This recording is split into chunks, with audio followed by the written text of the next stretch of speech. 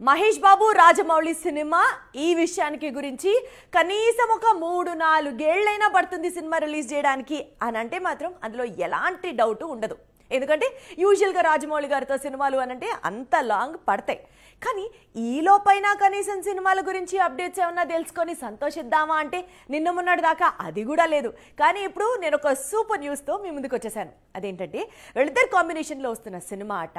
అది adventure thriller బ్యాక్ డ్రాప్తో సౌత్ ఆఫ్రికన్ డెజర్ట్ ఏరియాలో షూట్ చేయబోతున్నారు. And this film is gonna come in 2 parts అంట.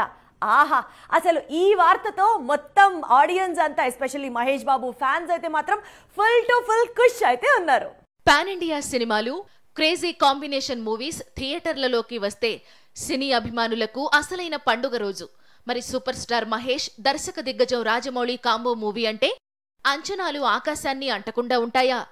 ఇప్పటికే ఈ మూవీ మీద రకరకాల వార్తలు చక్కర్లు కొడుతున్నాయి. 800 కోట్ల బడ్జెట్ అంటూ, అలాగే ఓసారి హాలీవుడ్ హీరోయిన్, మరోసారి ఓ బాలీవుడ్ స్టార్ హీరోయిన్ ఈ మూవీలో నటించబోతోంది అంటూ గాసిప్స్ వినిపిస్తున్నాయి.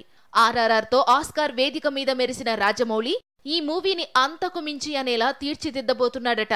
ఆఫ్రికా బ్యాక్ డ్రాప్ లో అడ్వెంచర్ థ్రిల్లర్ ఈ మూవీ ఉండబోతోంది. మహేష్ పుట్టినరోజు ఆగస్టు 9న పూజా కార్యక్రమాలు జరుపుకోబోతున్నట్టు వార్తలు వస్తున్నాయి.